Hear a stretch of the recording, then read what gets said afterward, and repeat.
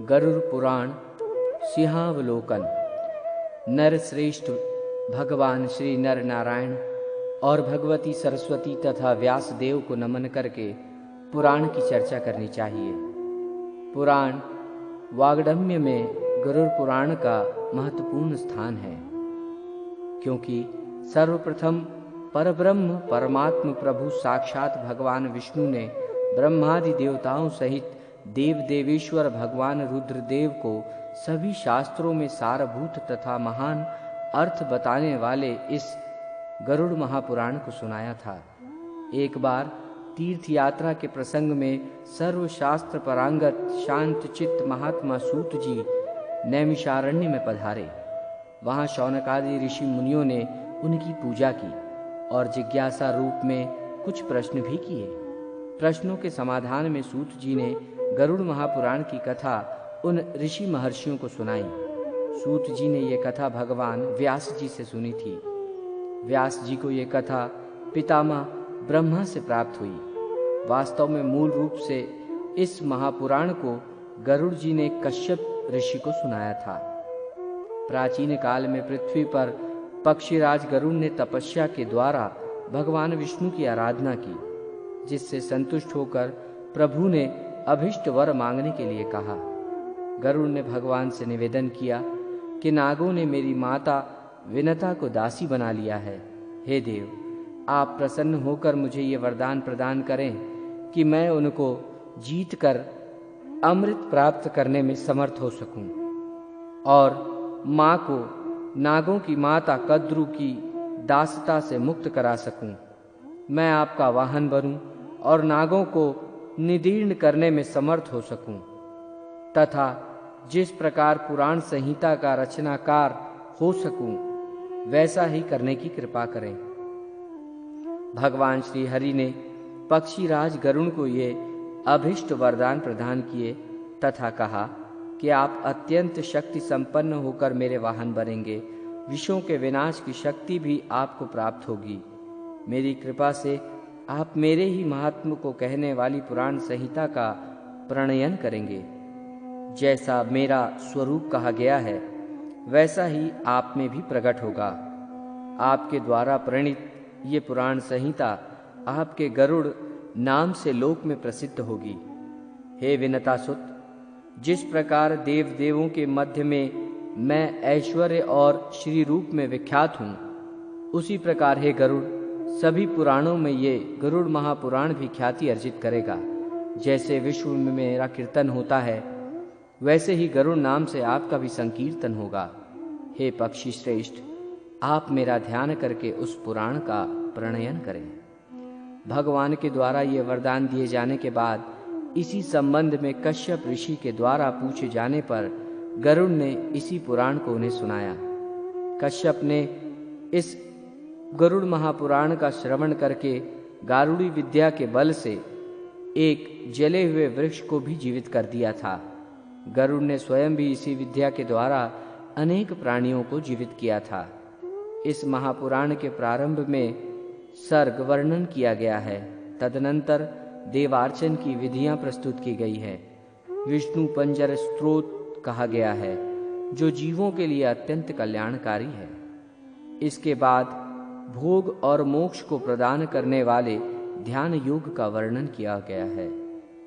मैं जगत का साक्षी, जगत का नियंता और परमानंद स्वरूप हूँ। जागृत, स्वप्न और सुषुप्ति, इन सभी अवस्थाओं में जगत का साक्षी होते हुए भी मैं इन अवस्थाओं से रहित हूँ। मैं ही तुरीय ब्रह्म और विधाता हूँ। मैं ही दृग्रूप अर्थात समस्त प्रपंच का दृष्टा, दृष्ट एवं दृष्टि हूँ। मैं ही निर्गुण, मुक्त, बुद्ध, शुद्ध, प्रबुद्ध, अजर, सर्वव्यापी, सत्य स्वरूप एवं शिव स्वरूप परमात्मा हूँ। इस प्रकार जो विद्वान इन परम पद परमेश्वर का ध्यान करता है, वे निश्चय ही ईश्वर का साम रूप प्राप्त कर लेता है। ये स्वयं श्री हरि भूत भावन भगवान शंकर से कहते हैं कि हे श्रुवत शंकर, आपसे ही इस ध्यान योग की चर्चा मैंने की है। जो व्यक्ति सदैव इस ध्यान योग का पाठ मनन चिंतन करता है वो विष्णु लोक को प्राप्त करता है। भगवान रुद्र जी पूछते हैं, हे प्रभु, मनुष्य किस मंत्र का जाप करके इस अथाह संसार सागर से पार हो सकता है? इस पर श्री हरि ने उत्तर दिया कि परब्रह्म परमात्मा नित्य परमेश्वर भगवान विष्णु की सहस्त्र नाम से स्तुति करने पर मनुष्य भव सागर को पार कर सकता है।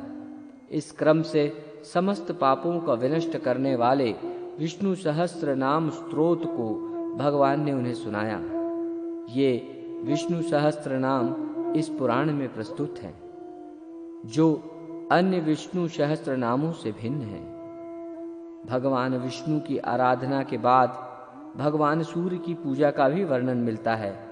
तदनंतर जीवों का उद्धार करने वाली पुण्य प्रदायिनी सर्वदेवमय मृत्युंजय पूजा का निरूपण हुआ है तथा मृत्युंजय जप की महिमा भी प्रस्तुत की गई है। ये मंत्र मृत्यु और दरिद्रता का मर्दन करने वाला है तथा शिव, विष्णु, सूर्य आदि सभी देवों का कारणभूत है। ओम जुम सह ये महामंत्र अमृतेश के नाम से कहा जाता है। इस मंत्र का जप करने से प्राणी संपूर्ण पापों से छूट जाता है और मृत्यु रहित हो जाता है, अर्थात मृत्यु के समान होने वाले उसके कष्ट दूर हो जाते हैं। भगवान मृत्युंजय श्वेत कमल के ऊपर बैठे हुए वरद हस्त तथा अभय मुद्रा धारण किए रहते हैं। तात्पर्य ये है कि उनके हाथ में एक अभय मुद्रा है और एक हाथ में वरद मुद्रा, दो हाथों में अमृत कलश है। इस रूप में अमृतेश्वर का ध्यान करने के साथ ही भगवान के वामांग में स्थित अमृत भाषिणी अमृता देवी का भी ध्यान करना चाहिए। देवी के दाएं हाथ में कलश और बाएं हाथ में कमल सुशोभित रहता है। इस महापुराण में प्राणेश्वरी विद्या का निरूपण किया गया है। सर्पों के विष हरने के उपाय तथा दुष्ट उपद्रवों को दूर करने के मंत्र दिए गए हैं। पंचवक्त्र पूजन, शिवार्चन विधि, भगवती त्रिपुरा तथा गणेश आदि देवों की पूजा विधि प्रस्तुत की गई है। भोग और मोक्ष प्रदान करने वाली श्री गोपाल की तथा भगवान श्रीधर विष्णु की पूजा का भी वर्णन किया गया है। इसके साथ श्रीधर विष्णु का ध्यान तथा उनकी स्तुति प्रस्तुत की गई है। पंचतत्वार्चन विधि, सुदर्शन चक्र पूजा विधि, भगवान हयग्रीव के पूजन की विधि, देवी दुर्गा का स्वरूप, सूर्य ध्यान तथा माहेश्वरी पूजन विधि प्रस्तुत की गई है।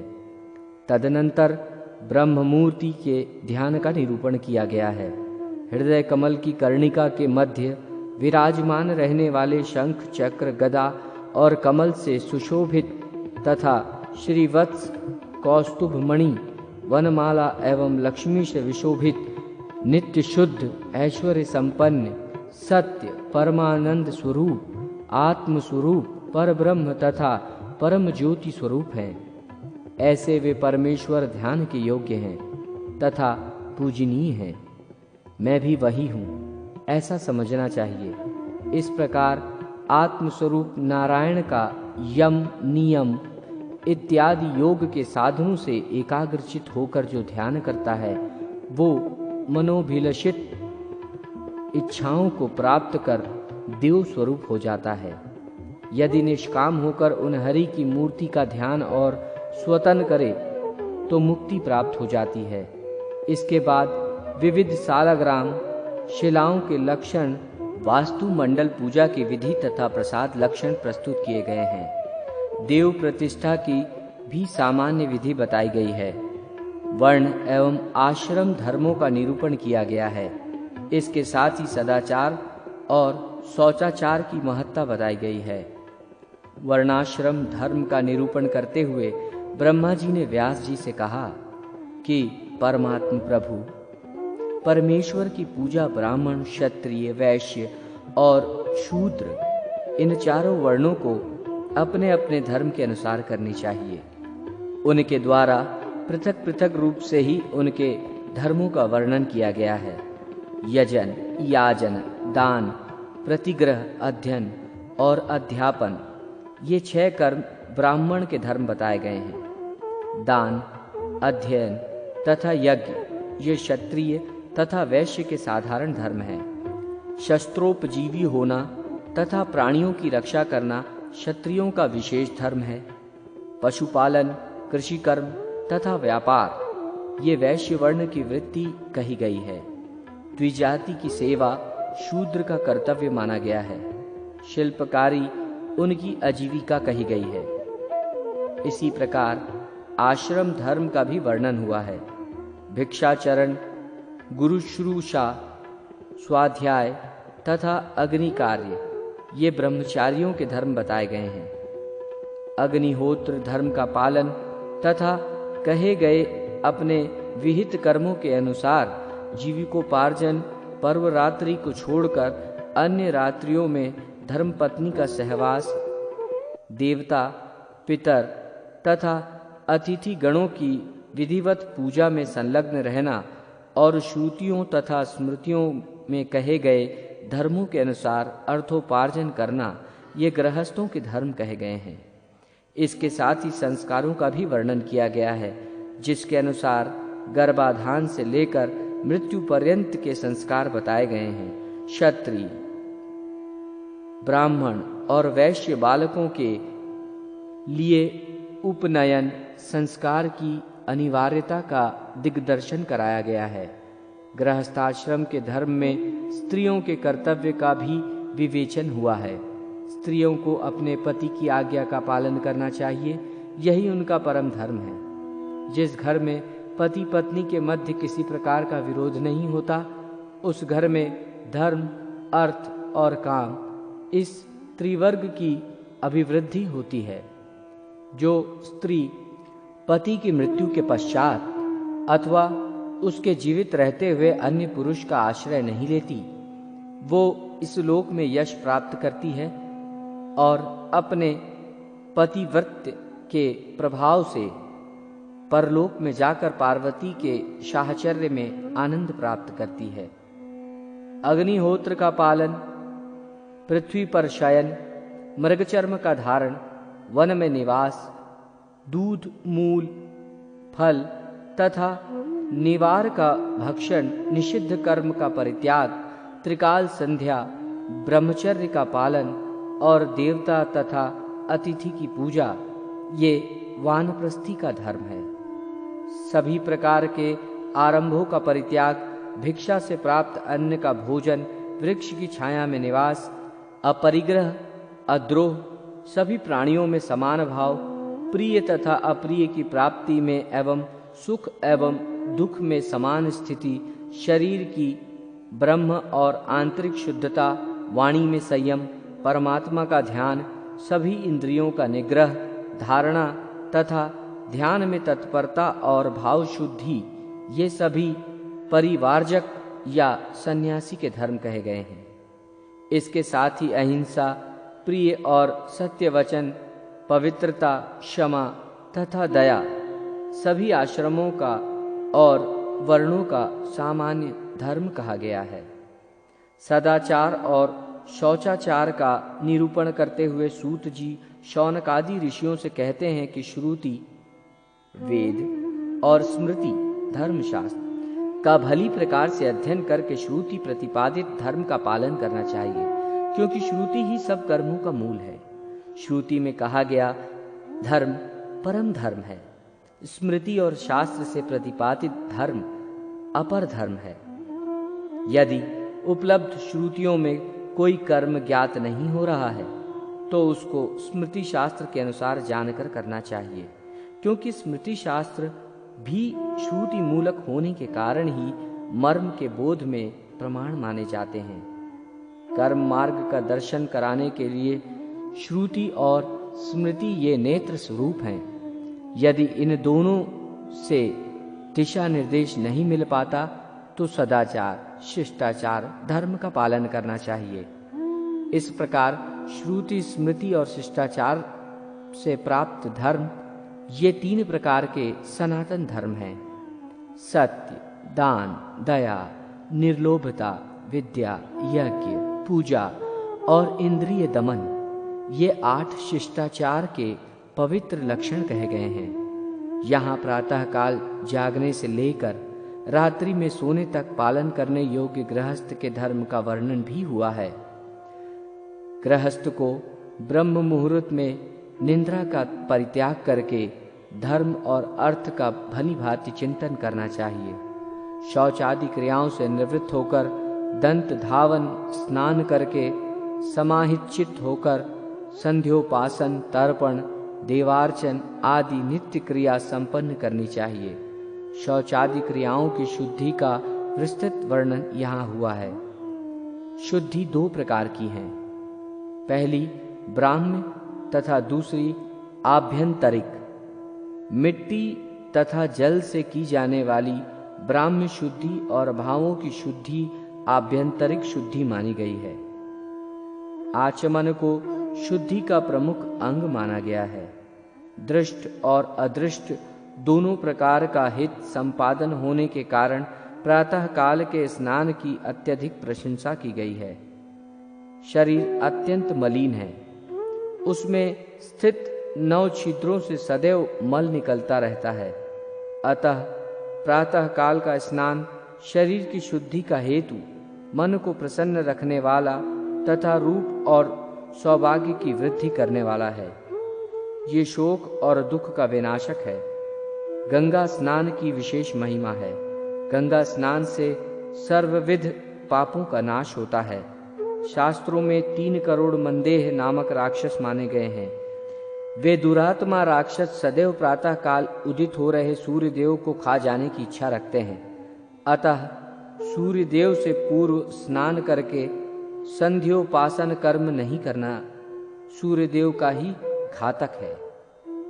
जो लोग यथाविधि स्नान कर यथाधिकार संध्योपासन करते हैं, वे मंत्र से पवित्र किए गए अनल रूपी अर्ध से उन मंदेह नामक राक्षसों को जला देते हैं। दिन और रात का जो संधि काल है, वही संध्या काल होता है।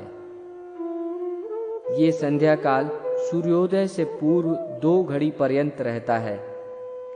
जो उपासक प्रातः काल नित्य गायत्री मंत्र का जप करता है, वो कमलपत्र की भांति पाप से संलिप्त नहीं होता।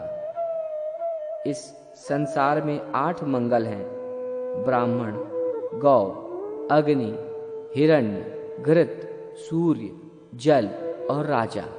सदैव इनका दर्शन और पूजन करना चाहिए तथा यथासाध्य अपने दाहिने करके ही चलना चाहिए।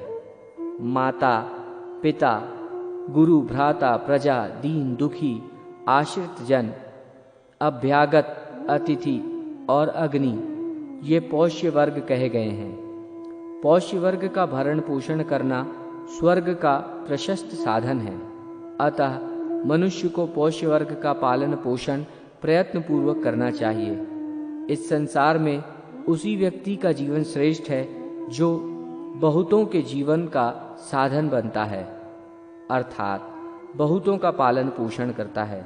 जो मात्र अपने भरण पोषण में लगे रहते हैं, वे जीवित रहते हुए भी मरे हुए के समान हैं, क्योंकि अपना पेट कुत्ता भी पालता है। व्यवहार में अर्थ का अत्यधिक महत्व है। अर्थ उन्हें ही कहते हैं जो हमारे सभी कार्यों की संपन्नता में अनिवार्य रूप से उपयोगी हों। इसी दृष्टि से सभी रत्नों की निधि पृथ्वी, धान्य, पशु, स्त्रियां आदि अर्थ माने जाते हैं। इस तरह अर्थ का महत्व होने पर भी इसके उपार्जन में संयम आवश्यक है। शास्त्र सम्मत विधि से अर्जित धन के लाभांश से सभी लोगों को पितृगण, देवगण तथा ब्राह्मणों की पूजा करनी चाहिए।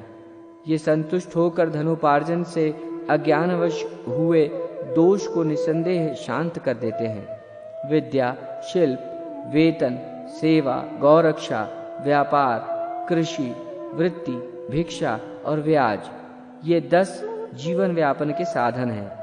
नित्य, नैमित्तिक, काम्य, क्रीड़ांग, मलापर्षण, मार्जन, आचमन और अवगाहन, ये 8 प्रकार के स्नान बताए गए हैं। प्रातःकाल पूजा पाठ आदि धार्मिक कृत्य के लिए स्नान किया जाता है, उसी को नित्य स्नान कहा गया है। चांडाल, शव निष्ठा तथा रजस्वला आदि के स्पर्श के बाद जो स्नान किया जाता है वो नैमित्तिक कहलाता है। पुष्प आदि नक्षत्रों से जो स्नान किया जाता है उसे काम्य स्नान कहते हैं। इन स्नानों को तीर्थ का अभाव होने पर उष्ण जल अथवा किसी प्रकार की प्राप्त कृत्रिम जल से संपन्न कर लेना चाहिए। भूमि से निकला हुआ जल पवित्र होता है। इस जल की अपेक्षा पर्वत से निकलने वाले झरने का जल पवित्र होता है। इससे भी बढ़कर पवित्र जल सरोवर का है। उसकी अपेक्षा नदी का जल पवित्र है। नदी के जल से तीर्थ जल श्रेष्ठ है। इन सभी जलों की अपेक्षा गंगा का जल परम पवित्र है। गंगा के श्रेष्ठतम जल से जीवन पर्यंत किए गए पापों का विनाश शीघ्र हो जाता है। मनुष्य आचार, सदाचार, शौचाचार से ही सब कुछ प्राप्त कर लेता है। संध्या, स्नान, जप, होम, देव और अतिथि पूजन, इन षटकर्मों को प्रतिदिन करना कर्तव्य है। पंच महायज्ञों में अध्ययन और अध्यापन, ब्रह्म यज्ञ, तर्पण, पितृयज्ञ, होम देव यज्ञ, बलि वैश्व देव, भूत यज्ञ तथा अतिथि का पूजन मनुष्य यज्ञ है। गृहस्थ को दिन का यथा योग्य 5 विभाग करके पितृगण, देवगण की अर्चा और मानवोचित कार्य करना चाहिए। जो मनुष्य अन्न दान करके सर्वप्रथम ब्राह्मण को भोजन कराकर अपने मित्रगणों के साथ स्वयं भोजन करता है, वह देह त्याग के बाद स्वर्गलोक के सुख का अधिकारी बन जाता है।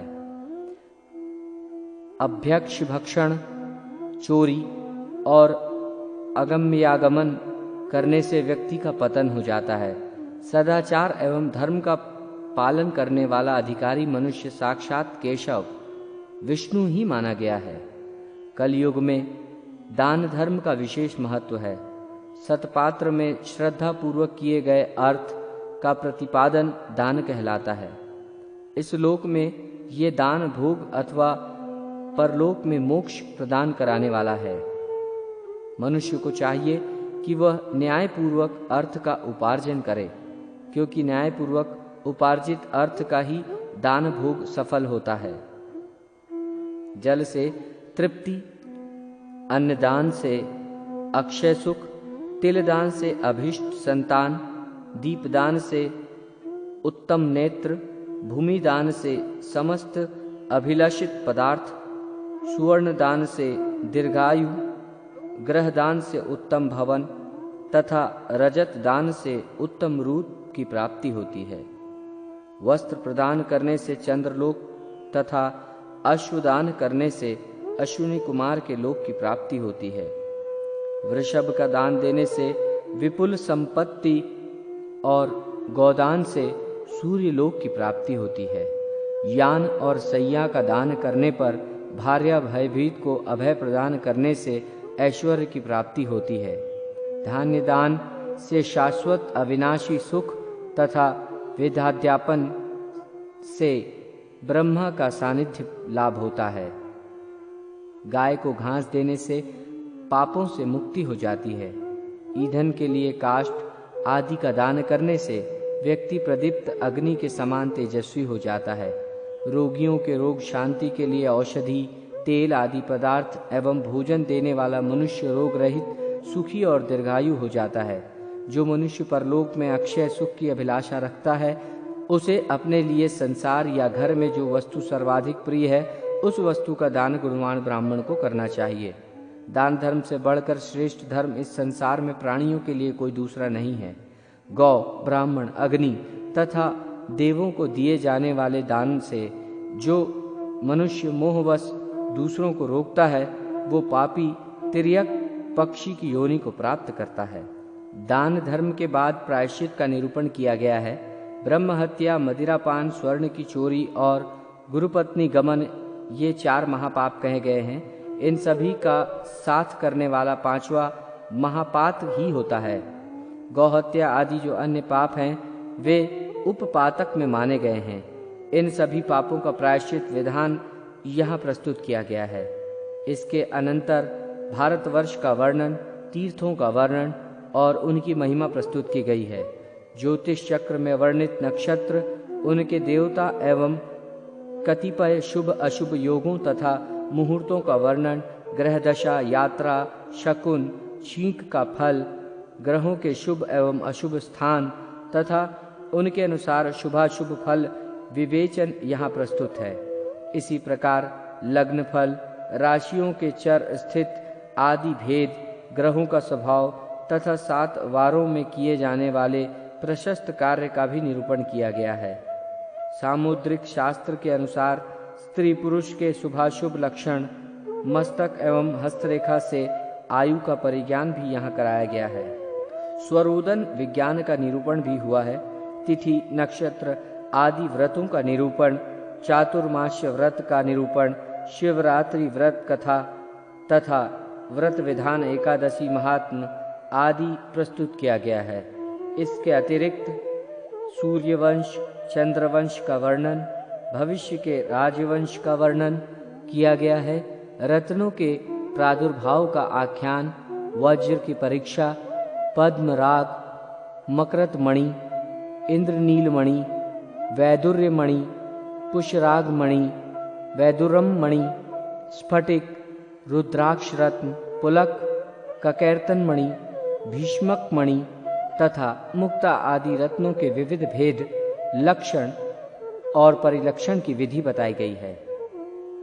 गंगा आदि विविध तीर्थों, प्रयाग, वाराणसी, कुरुक्षेत्र, द्वारका, केदार, बद्रिकाश्रम, श्वेतदीप, मायापुरी, हरिद्वार, नैमिषारण्य, पुष्कर, अयोध्या, चित्रकूट, कांजीपुरी, तुंगभद्रा, श्रीशैल, सेतुबंध, रामेश्वर, अमरकंटक, उज्जैनी, मथुरापुरी आदि स्थानों को महातीर्थ कहा गया है। इन पवित्र तीर्थ स्थलों में किया गया स्नान, दान, जप, पूजा, श्राद्ध तथा पिंडदान आदि अक्षय होता है। गया तीर्थ का महात्म तथा गया क्षेत्र में श्रद्धादि करने का फल सविस्तार समारोह पूर्वक यहाँ प्रस्तुत हुआ है। गए नामक असुर की उत्कट तपस्या से संतप्त देवगणों की प्रार्थना पर भगवान विष्णु की गदा से वो असुर मारा गया। उस गयासुर के नाम पर ही गया तीर्थ प्रसिद्ध हुआ। यहाँ गदाधर भगवान विष्णु मुख्य देव के रूप में उपस्थित हैं। गया में श्राद्ध करने से पंच महापापों की निवृत्ति तो होती ही है, इसके साथ ही अन्य संपूर्ण पापों का भी विनाश होता है। जिनकी संस्कार रहित दशा में मृत्यु हो जाती है अथवा जो मनुष्य, पशु या चोर द्वारा मारे जाते हैं, जिनकी मृत्यु सर्प के काटने से होती है, वे सभी गया श्राद्ध के पुण्य से उन्मुक्त होकर स्वर्ग चले जाते हैं। गया में पिंडदान करने मात्र से पितरों को परम गति प्राप्त होती है। गया तीर्थ में पितरों के लिए पिंडदान करने से मनुष्य को जो फल प्राप्त होता है, 100 करोड़ वर्षों में भी उसका वर्णन नहीं किया जा सकता। यहाँ तक कहा गया है कि गया गमन मात्र से ही व्यक्ति पितृ ऋण से मुक्त हो जाता है। कहते हैं गया में भगवान विष्णु पितृ देवता के रूप में विराजमान रहते हैं। पुंडरीकाक्ष उन भगवान जनार्दन का दर्शन करने पर मनुष्य अपने तीनों ऋणों से मुक्त हो जाता है। गया क्षेत्र में कोई ऐसा स्थान नहीं है जहाँ पर तीर्थ नहीं है। 5 कोश के क्षेत्रफल में स्थित गया क्षेत्र में जहाँ तहाँ भी पिंडदान करने वाला मनुष्य अक्षय फल को प्राप्त कर अपने पितृगणों को ब्रह्मलोक प्रदान करता है। प्राचीन काल में रुचि नामक प्रजापति संसार के माया मोह को छोड़कर गृहस्थादिक आश्रमों के नियमों से रहित हो इधर उधर निहंकार भाव से अकेले ही विचरण करने लगे। ये देखकर उनके पितृजनों ने उन्हें गृहस्थाश्रम की महिमा बताते हुए पानी ग्रहण संस्कार को स्वर्ग एवं मोक्ष प्राप्ति का हेतु बताया, क्योंकि गृहस्थ समस्त देवताओं, पितरों, ऋषियों और याचकों की पूजा करके उत्तम लोक को प्राप्त करता है। रुचि ने भी पितरों से अपनी शंकाएं प्रस्तुत की। इसका पितरों ने समुचित उत्तर देते हुए गृहस्थाश्रम के धर्म पालन के लिए रुचि से आग्रह किया। रुचि भी दुविधा में आ गए और उन्होंने तपस्या द्वारा ब्रह्मा को प्रसन्न किया। ब्रह्मा के निर्देश से ऋषि रुचि ने नदी के एकांत तट पर पितरों का तर्पण कर उन्हें संतृप्त किया और पितरों की स्तुतियों से आराधना की।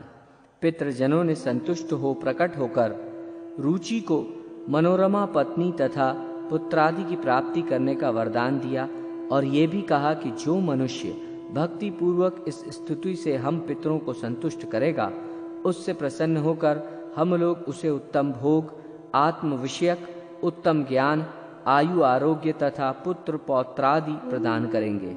अतः कामनाओं की पूर्ति चाहने वाले श्रद्धालुओं को निरंतर इस स्रोत से पितरों की स्तुति करनी चाहिए। तदनंतर द्रव्य शुद्धि एवं कर्म विपाक प्रायश्चित विधान, शांत पान, कृच्छु, पराक तथा चांद्रायणादि व्रतों के विविध स्वरूपों को दर्शाया गया है। इसके साथ ही ऋषि, महर्षि तथा देवताओं द्वारा प्रतिपादित नीति शास्त्र का विवेचन किया गया है, जो सभी के लिए हितकर तथा पुण्य, आयु एवं स्वर्गवादि को प्रदान करने वाला है। जो मनुष्य धर्म, अर्थ, काम और मोक्ष इस पुरुषार्थ चतुष्षष्य की सिद्धि चाहता है, उसे सदैव सज्जनों की ही संगति करनी चाहिए। दुर्जनों के साथ रहने से इस लोक तथा परलोक में हित संभव नहीं है। दूसरों की निंदा, दूसरों का धन ग्रहण, पराई स्त्री के साथ परिहास तथा पराये घर में निवास कभी नहीं करना चाहिए।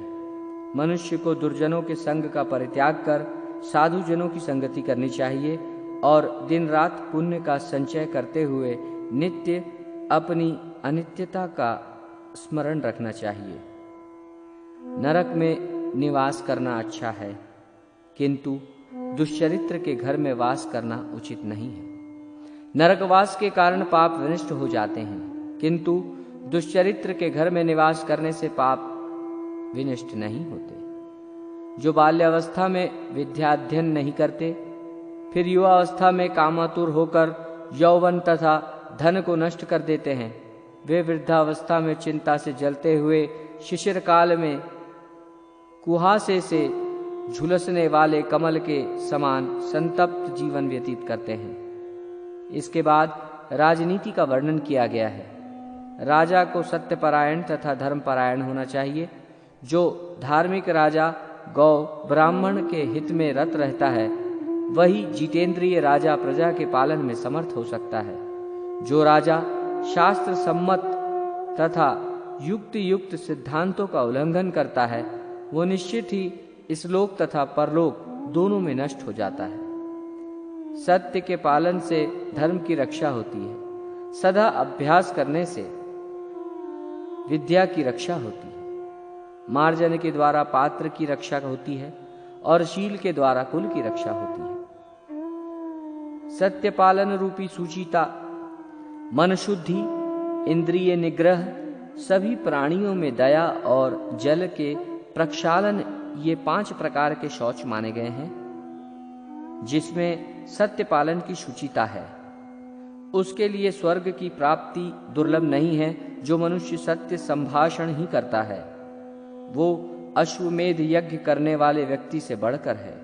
जिस व्यक्ति ने एक बार भी हरि इन 2 अक्षरों से युक्त शब्द का उच्चारण कर लिया, वो अपने कटि प्रदेश में परिकर बांधकर मुक्ति प्राप्त करने के लिए तैयार रहता है।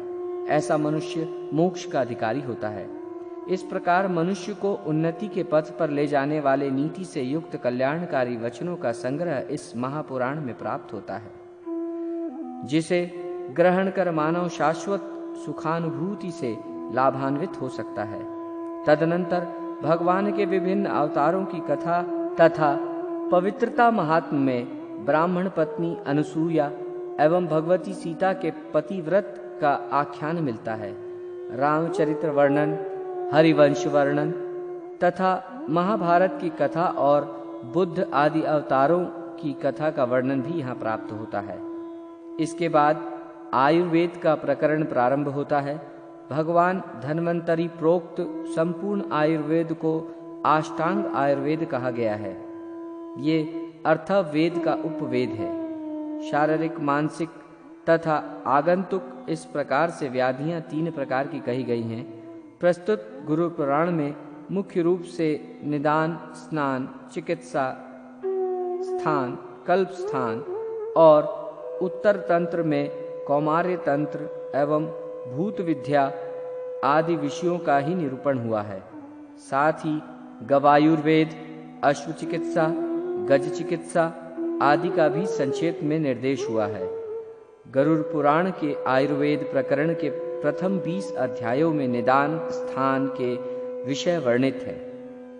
किस कारण से रोग उत्पन्न हुआ है, रोग के लक्षण क्या है, जिससे रोग का निर्णय हो सके, इत्यादि विषय निदान शब्द में अभिप्रेत हैं। इससे प्रारंभ में ज्वर, रक्त, पित्त, श्वास, राजयक्ष्मा, मदात्यय, अर्श, अतिसार, मूत्राघात, प्रमेह, गुल्म, पांडु, कुष्ठ, वात दोष आदि रोगों के उत्पत्तिजनक कारणों तथा उनके लक्षणों का वर्णन हुआ है। गुरु पुराण का ये वर्णन आचार्य वाग्भट्ट के अष्टांग हृदय से बहुत अंशों से साम्य रहता है। इसके बाद लगभग 40 अध्यायों में विभिन्न रोगों की चिकित्सा हेतु औषधियों का निरूपण हुआ है।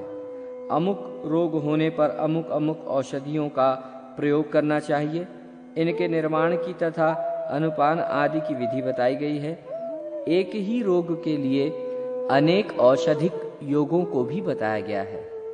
आयुर्वेद की औषधियों और वनस्पतियों का वर्णन जो भगवान श्री हरि ने शिव जी से किया था, उसे सुनाने के बाद सूत जी ने शौनकादि ऋषियों को कुमार अर्थात भगवान स्कंद के द्वारा कात्यायन से कहे गए व्याकरण शास्त्र को सुनाया। ये व्याकरण सिद्ध शब्दों के ज्ञान एवं बालकों की व्युत्पत्ति प्रक्रिया को बढ़ाने में सहायक है। इसके अनंतर सूत जी ने अल्प बुद्धि वालों के लिए विशिष्ट बुद्धि की प्राप्ति हेतु मात्रा और वर्ण के भेद के अनुसार छंद विधान को प्रस्तुत किया है। कर्म विपाक का वर्णन, जगत सृष्टि और प्रलय आदि की चक्र गति को जानने वाले विद्वान यदि आध्यात्मिक, आदि दैविक और आदि भौतिक इन 3 सांसारिक तापों को जानकर ज्ञान और वैराग्य का मार्ग स्वीकार कर लेते हैं तो आत्यांतिक लय मोक्ष को प्राप्त करते हैं। सूत जी कर्म विपाक का वर्णन करते हुए कहते हैं कि जीव पाप कर्म करने के कारण नरक लोक में जाता है और पुण्य कर्म के कारण स्वर्ग में। अपने उन पाप पुण्यों के प्रभाव से नरक तथा स्वर्ग में गया प्राणी पुनः नरक और स्वर्ग से लौटकर स्त्रियों के गर्भ में जाता है।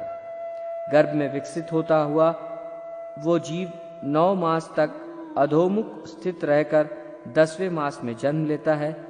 ये जीव बाल्यावस्था, कौमारावस्था, युवावस्था तथा वृद्धावस्था को प्राप्त करता है। इसके बाद पुनः मृत्यु को प्राप्त हो जाता है। इस प्रकार ये जीव इस संसार चक्र में घटी यंत्र के समान घूमता रहता है। जीव नरक भोग करने के पश्चात पाप योनियों में जन्म लेता है। यहाँ पाप योनियों का वर्णन सविस्तार किया गया है। मित्र का अपमान करने वाला गधे की योनि में जन्म लेता है। माता पिता को कष्ट पहुंचाने वाले प्राणी को कछुए की योनि में जाना पड़ता है। जो मनुष्य अपने स्वामी का विश्वसनीय बनकर उसको छल कर जीवन यापन करता है, वो व्यामोह में फंसे बंदर की योनि में जाता है। धरोहर रूप में अपने पास रखे हुए पराये धन का अपहरण करने वाला व्यक्ति नरकगामी होता है। नरक से निकलने के बाद वो कृमि योनि में जन्म लेता है। जो मनुष्य विश्वासघाती होता है वो मत्स्य योनि में उत्पन्न होता है। यज्ञ, दान तथा विवाहादि में विघ्न डालने वाले मनुष्य को कृमि योनि प्राप्त होती है। देवता, पितर, ब्राह्मणों को बिना भोजन आदि दिए जो मनुष्य अन्न ग्रहण कर लेता है वो नरक को जाता है। वहां से मुक्त होकर वो काक योनि को प्राप्त करता है। कृतघ्न व्यक्ति कृमि, कीट, पतंग आदि बिच्छू की योनियों में भ्रमण करता है।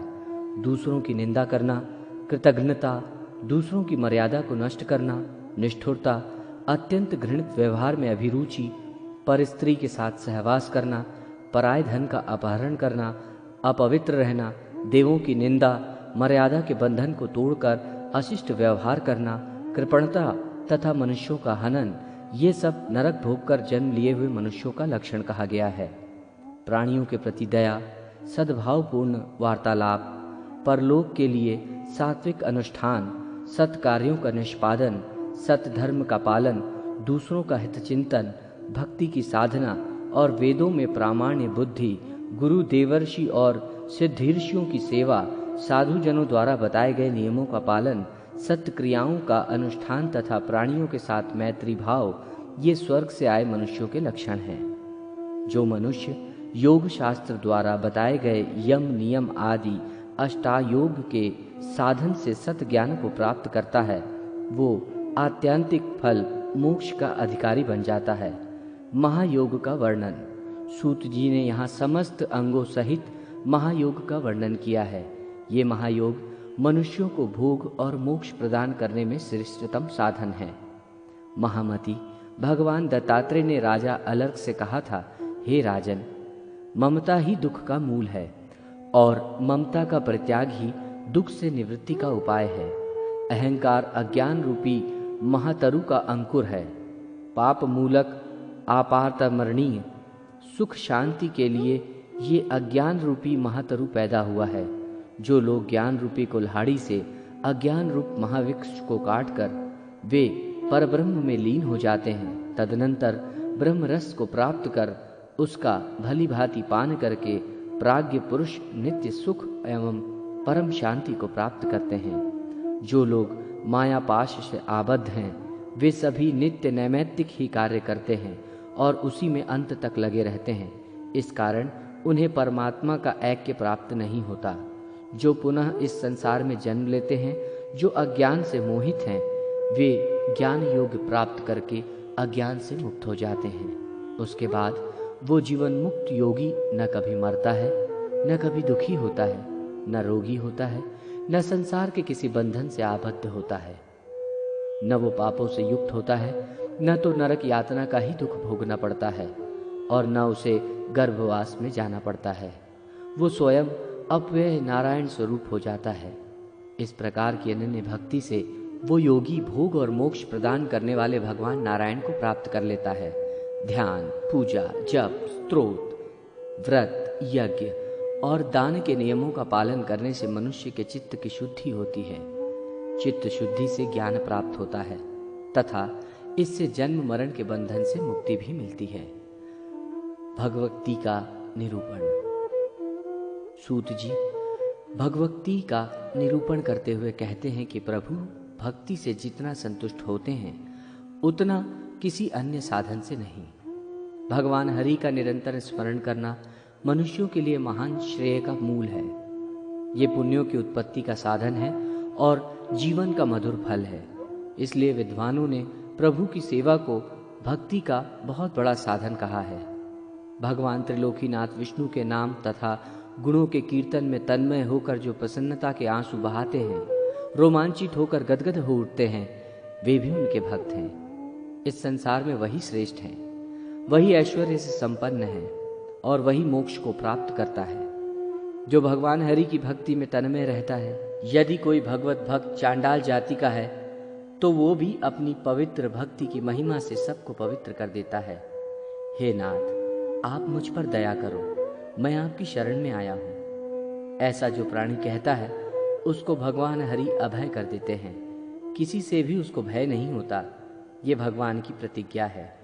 जिन मनुष्यों का मन हरि भक्ति में रमा हुआ है उनके सभी प्रकार के पापों का विनाश निश्चित है। हाथ में पाश लेकर खड़े हुए अपने दूत को देखकर यमराज उसके कान में कहते हैं कि हे दूत, तुम उन लोगों को छोड़ देना जो मधुसूदन विष्णु के भक्त हैं। मैं तो अन्य दुराचारी पापियों का स्वामी हूँ। भक्तों के स्वामी स्वयं श्री हरि हैं। श्री विष्णु ने सर्वदा कहा है, यदि दुराचारी मनुष्य भी मुझ में अनन्य भक्ति रखता है तो वो साधु ही है, क्योंकि उसने ये निश्चित कर लिया है कि भगवान की भक्ति के समान अन्य कुछ भी नहीं है। भगवान हरि में जिस मनुष्य की भक्ति रहती है उसके लिए धर्म, अर्थ और काम, इस त्रिवर्ग का कोई महत्व नहीं है, क्योंकि परम सुख रूप मुक्ति उसके हाथ में ही सदा रहती है। इस संसार रूपी विश्व वृक्ष के अमृत के समान दो फल हैं। एक फल है भगवान केशव की भक्ति और दूसरा फल है उनके भक्तों का सत्संग। नाम संकीर्तन की महिमा का वर्णन करते हुए सूत जी कहते हैं कि मुक्ति के कारण भूत, अनादि, अनंत, अज, नित्य, अव्यय और अक्षय भगवान विष्णु को जो व्यक्ति नमन करता है वो समस्त संसार के लिए नमस्कार के योग्य हो जाता है। स्वप्न में भी भगवान नारायण का नाम लेने वाला मनुष्य अपनी अक्षय पाप राशि को विनष्ट कर देता है। यदि कोई मनुष्य जागृत अवस्था में परात्पर प्रभु का नाम लेता है तो फिर उसके विषय में कहना ही क्या। हे कृष्ण, हे अच्युत, हे अनंत, हे वासुदेव, आपको नमस्कार है। ऐसा कहकर जो भक्ति भाव से विष्णु को प्रणाम करते हैं वे यमपुरी में नहीं जाते।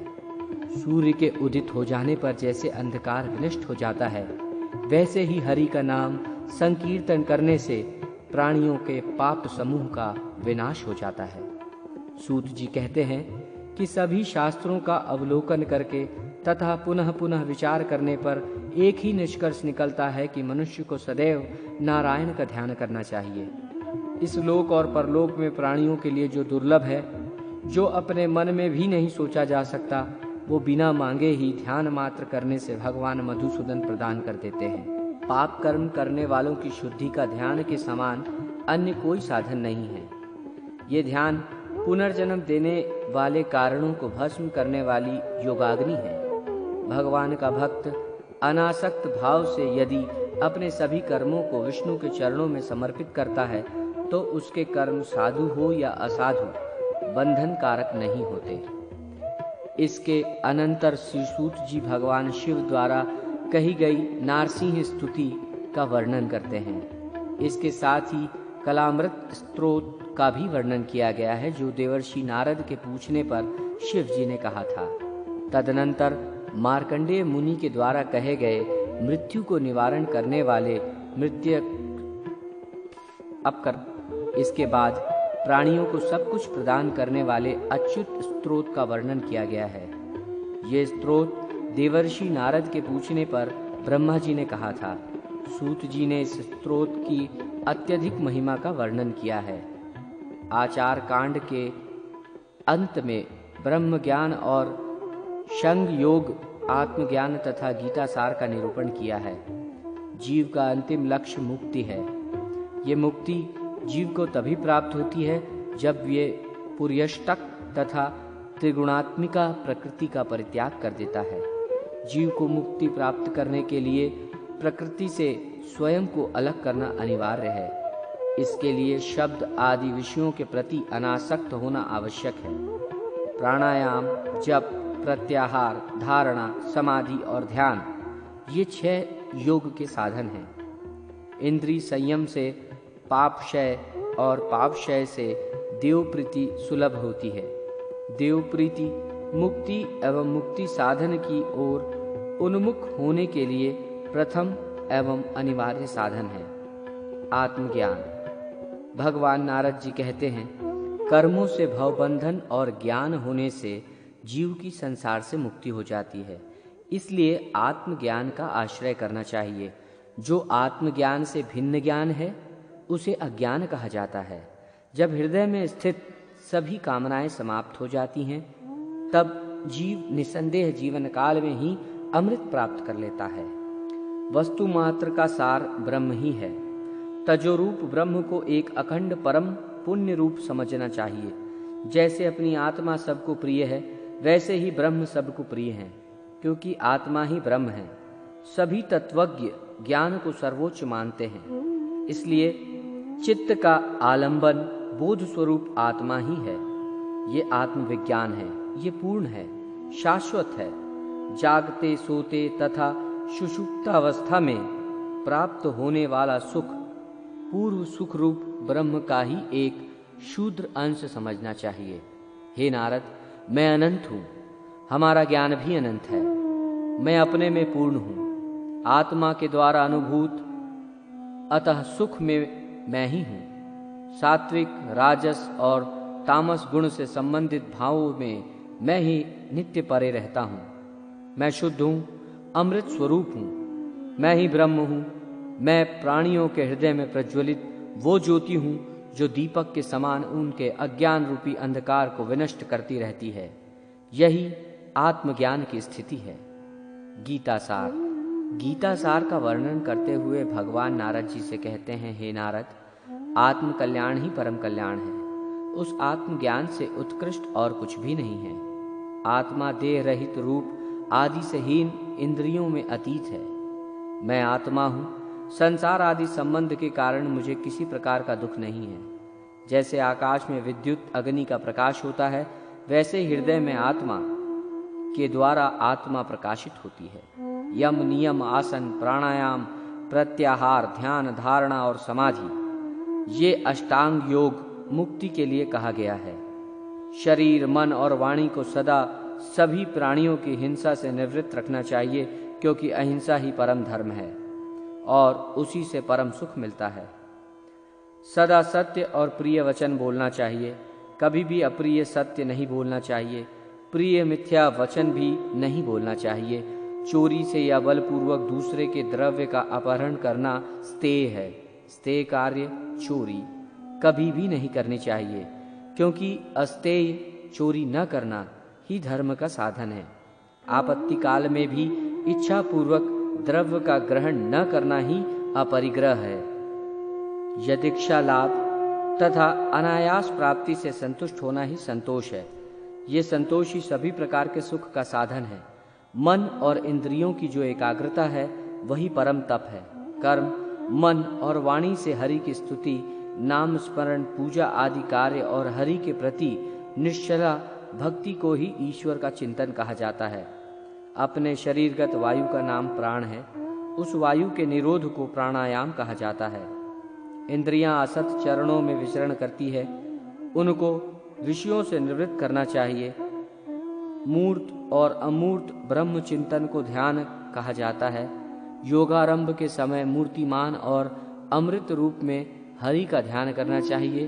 तजोमंडल के मध्य में शंख, चक्र, गदा तथा पद्मधारी चतुर्भुज कौस्तुभ चिन्ह से विशुभित वनमाला वायु स्वरूप जो ब्रह्म से अधिष्ठित हैं, मैं वही हूँ। इस प्रकार मन का लय करके परमात्म प्रभु को धारण करना ही धारणा है। मैं ही ब्रह्म हूँ और ब्रह्मा ही मैं हूँ। इस प्रकार अहम और ब्रह्म पदार्थ का तादात्म्य रूप ही समाधि है। ब्रह्म गीता का सार तत्व वर्णन करते हुए भगवान कहते हैं कि ये सिद्ध ही परमात्मा है। उसी परमात्मा से आकाश, आकाश से वायु, वायु से अग्नि, अग्नि से जल तथा जल से पृथ्वी की उत्पत्ति हुई है, जो इस जगत प्रपंच की भी जन्मदात्री हैं। जागृत, स्वप्न तथा सुषुप्ति की अवस्थाओं से परे वो ब्रह्म अपने निर्गुण स्वभाव में ही रहता है। उस क्रियाशील शरीर के साथ रहने तथा न रहने की स्थिति में भी वो नित्य शुद्ध स्वभाव वाला ही है। उसमें कोई विकृति नहीं आती है। मुमुक्षु के अंतःकरण के कैवल्य अर्थात उस परमात्मा के साक्षात्कार की अवस्था आ जाती है। अतः मोक्षार्थी को उस स्थिति में जीवात्मा के विषय में विचार कर उसको शरीर से पृथक समझना चाहिए, क्योंकि आत्म तत्व को शरीर से अतिरिक्त न मानने पर ब्रह्म तत्व से साक्षात्कार करने में अनेक बाधाएं आती हैं। अतः उन बाधाओं को दूर करना अपेक्षित है। ब्रह्म को नित्य शुद्ध, बुद्ध, सत्य तथा अद्वैत कहा जाता है। ये आत्म तत्व परम ज्योति स्वरूप है। ये चिदानंद है। ये सत्य, ज्ञान और अनंत है। यही तत्वमसि है, ऐसा वेदों का भी कथन है। मैं ब्रह्मा हूं। सांसारिक विषयों से जो परे रहता है, मैं वही निर्लिप्त देव हूं। मैं तो वही अनादि देवी देवेश्वर परब्रह्म ही हूं, जिसके आदि और अंत का ज्ञान किसी को भी नहीं है। यही गीता का सार है। इसको सुनकर मनुष्य ब्रह्म में लीन हो सकता है, अर्थात उसे जीवन मुक्ति प्राप्त हो सकती है। गरुड़ पुराण का महत्व। आचार कांड के अंतिम अध्याय में गरुड़ पुराण का महत्व वर्णित है। भगवान श्री हरि भूत भावन रुद्र से कहते हैं कि मैंने गरुड़ पुराण का सार भाग आपको सुना दिया, जो भोग एवं मोक्ष प्रदान करने वाला है। ये विद्या, यश, सौंदर्य, लक्ष्मी और आरोग्य आदि का कारक है। जो मनुष्य इसका पाठ करता है या सुनता है, वो सब कुछ जान लेता है और अंत में उसका परम कल्याण हो जाता है। जिस व्यक्ति के घर में ये महापुराण रहता है, उसको इसी जन्म में सब कुछ प्राप्त हो जाता है। इस महापुराण को पढ़ने एवं सुनने से मनुष्य को धर्म, अर्थ, काम और मोक्ष इन चारों पुरुषार्थों की सिद्धि हो जाती है। जो मनुष्य इस पुराण के एक भी श्लोक का पाठ करता है, उसकी अकाल मृत्यु नहीं होती है। पक्षी श्रेष्ठ गरुड़ जी के द्वारा कहा गया ये महापुराण धन्य है। ये सबका कल्याण करने वाला है। धर्मकांड प्रेतकल्प। धर्मकांड में सर्वप्रथम भगवान श्री नारायण को नमस्कार किया गया है। तदनंतर देवक्षेत्र नैमिषारण्य में शौनकादि श्रेष्ठ मुनिगण सूत जी महाराज से प्रश्न करते हैं कि कुछ लोगों का कहना है कि शरीरधारी जीव एक शरीर के बाद दूसरे शरीर का आश्रय ग्रहण करता है, जबकि दूसरे विद्वानों का कहना है कि प्राणी को मृत्यु के पश्चात यमराज की यातनाओं का भोग करने के बाद दूसरे शरीर की प्राप्ति होती है। इन दोनों में क्या सत्य है, ये बताने की कृपा करें। सूत जी महाराज प्रश्न को सुनकर प्रसन्न होते हैं और इस प्रकार कथा का वर्णन करते हैं। एक बार विनीता पुत्र गरुड़ के हृदय में इस ब्रह्मांड के सभी लोगों को देखने की इच्छा हुई। अतः हरि नाम का उच्चारण करते हुए उन्होंने पाताल, पृथ्वी तथा स्वर्ग आदि सभी लोगों का भ्रमण किया। पृथ्वीलोक के दुख से अत्यंत दुखित एवं अशांत चित्त होकर वे पुनः वैकुंठ लोक वापस आ गए। वैकुंठ लोक में मृत्युलोक के समान रजोगुण तथा तमोगुण आदि की प्रवृत्ति नहीं है, केवल शुद्ध सत्व गुण की ही प्रवृत्ति है। वहां राग, द्वेष आदि षड्विकार भी नहीं है। किसी का वहां विनाश नहीं होता। वहां भगवान के मनोहारी सुंदर पार्षद उपस्थित हैं। गरुड़ जी ने देखा कि हरि झूले पर विराजमान हैं। भगवान हरि का दर्शन करने से विनतासुत गरुड़ का हृदय आनंद विभोर हो उठा। आनंद मग्न होकर उन्होंने प्रभु को प्रणाम करते हुए कहा, भगवान, आपकी कृपा से त्रिलोक का परिभ्रमण मैंने कर लिया। यमलोक को छोड़कर पृथ्वीलोक से सत्यलोक तक सब कुछ मेरे द्वारा देखा जा चुका है। सभी लोकों की अपेक्षा पृथ्वीलोक प्राणियों से अधिक परिपूर्ण है। सभी योनियों में मानव योनि ही भोग और मोक्ष का शुभ आश्रय है। अतः सुकृतियों के लिए ऐसा लोक न तो अभी तक बना है और न भविष्य में बनेगा। देवता लोग भी इस लोक की प्रशंसा में गीत गाते हुए कहते हैं कि जो लोग पवित्र भारत भूमि में जन्म लेकर निवास करते हैं वे धन्य हैं। सुरगण भी स्वर्ग एवं अपवर्ग रूप फल की प्राप्ति के लिए पुनः भारत भूमि में मनुष्य रूप में जन्म लेने की इच्छा करते हैं। गरुड़ जी पूछते हैं, हे प्रभु, आप ये बताने की कृपा करें कि मरणासन्न व्यक्ति किस कारण पृथ्वी पर सुलाया जाता है? उसके मुख में पंचरत्न क्यों डाला जाता है? उसके नीचे कुश और तिल क्यों बिछाए जाते हैं? हे केशव, मृत्यु के समय विविध वस्तुओं का दान एवं गौदान, अष्ट महादान किस लिए किया जाता है? प्राणी कैसे मरता है और मरने के बाद कहाँ जाता है? उस समय प्राणी अतिवाहिक शरीर कैसे प्राप्त करता है? अग्नि देने वाले पुत्र पौत्र उसे कंधे पर क्यों ले जाते हैं? शव में घृत लेप क्यों किया जाता है? शव के उत्तर दिशा में यम सूक्त का पाठ क्यों होता है? मरे हुए व्यक्ति को पीने के लिए जल एक ही वस्त्र धारण करके क्यों दिया जाता है? शव का दाह संस्कार करने के पश्चात उस व्यक्ति को अपने परिजनों के साथ बैठकर भोजन आदि क्यों नहीं करना चाहिए? मृत व्यक्ति के पुत्र 10वें दिन के पहले किस लिए 9 पिंडों का दान देते हैं? शव का दाह संस्कार तथा उसके अनंतर जल तर्पण की क्रिया क्यों की जाती है?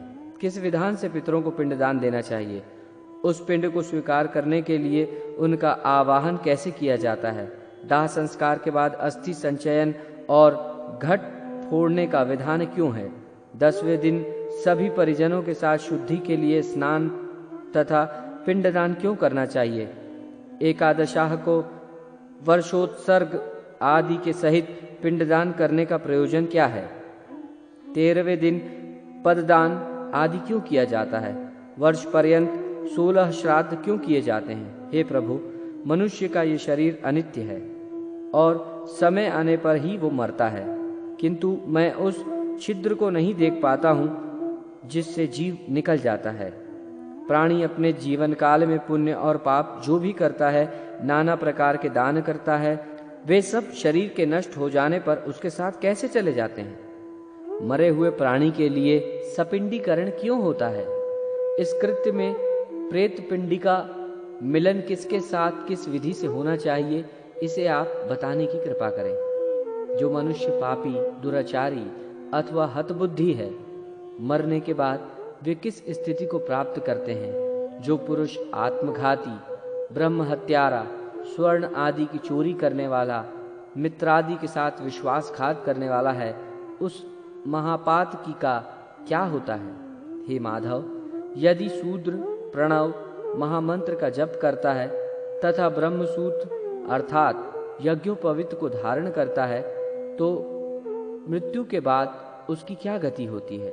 गरुड़ जी कहते हैं कि हे विश्वात्मन, मैंने कौतूहलवश संपूर्ण जगत का भ्रमण किया है। उसमें रहने वाले लोगों को मैंने देखा है कि वे सब दुख में ही डूबे रहते हैं। उनके अनंत कष्टों को देखकर मेरा अंतःकरण पीड़ा से भर गया। स्वर्ग में दैत्यों की शत्रुता से भय है, पृथ्वीलोक में मृत्यु और रोग आदि से तथा अभिष्ट वस्तु से वियोग से लोग दुखी हैं। पाताल लोक में रहने वाले प्राणियों, नाग आदि को मेरे से भय दुख बना रहता है। हे प्रभु, आपके इस बैकुंठ धाम के अतिरिक्त अन्यत्र किसी भी लोक में ऐसी निर्भयता नहीं दिखाई देती। काल के वशीभूत इस जगत की स्थिति स्वप्न की माया के समान असत्य है। उसमें भी इस भारतवर्ष में रहने वाले लोग बहुत से दुखों को भोग रहे हैं। मैंने देखा है कि उस देश के मनुष्य राग, द्वेष तथा मोह आदि के आकंठ में डूबे हुए हैं। इस देश में कुछ लोग अंधे हैं, कुछ टेढ़ी दृष्टि वाले हैं, कुछ दृष्टवाणी वाले हैं, कुछ लूले हैं, कुछ लंगड़े हैं, कुछ काणे हैं, कुछ बहरे हैं, कुछ गूंगे हैं, कुछ कोड़ी हैं, कुछ अधिक रोम वाले हैं, कुछ नाना रोम से घिरे हैं, कुछ आकाश कुसुम की तरह नितांत मिथ्याभिमान से चूर हैं। उनके विचित्र दोषों को तथा उनकी मृत्यु को देखकर मेरे मन में जिज्ञासा उत्पन्न हो गई कि ये मृत्यु क्या है? इस भारतवर्ष में ये कैसी विचित्रता है? ऋषियों से मैंने पहले ही इस विषय में सामान्यतः यह सुन रखा है कि जिसकी विधि पूर्वक वार्षिक क्रियाएं नहीं होती है, उसकी दुर्गति होती है। फिर भी प्रभु, इसकी विशेष जानकारी के लिए मैं आपसे पूछ रहा हूं। हे उपेंद्र, मनुष्य की मृत्यु के समय उसके कल्याण के लिए क्या करना चाहिए? कैसा दान देना चाहिए? मृत्यु और शमशान भूमि तक पहुंचने की कौन सी विधि अपेक्षित है? चिता में शव को जलाने की क्या विधि है? तत्काल अथवा विलंब से उस जीव को कैसे दूसरी देह प्राप्त होती है? यमलोक को जाने वाले के लिए वर्ष पर्यंत कौन सी क्रियाएं करनी चाहिए? दुर्बुद्धि अर्थात दुराचारी व्यक्ति की मृत्यु होने पर उसका प्रायश्चित क्या है? पंचकादि में मृत्यु होने पर पंचक शांति के लिए क्या करना चाहिए? हे देव, आप मेरे ऊपर प्रसन्न हो। आप मेरे इस संपूर्ण भ्रम को विनष्ट करने में समर्थ हैं। मैंने आपसे ये सब लोक मंगल की कामना से पूछा है, मुझे बताने की कृपा करें।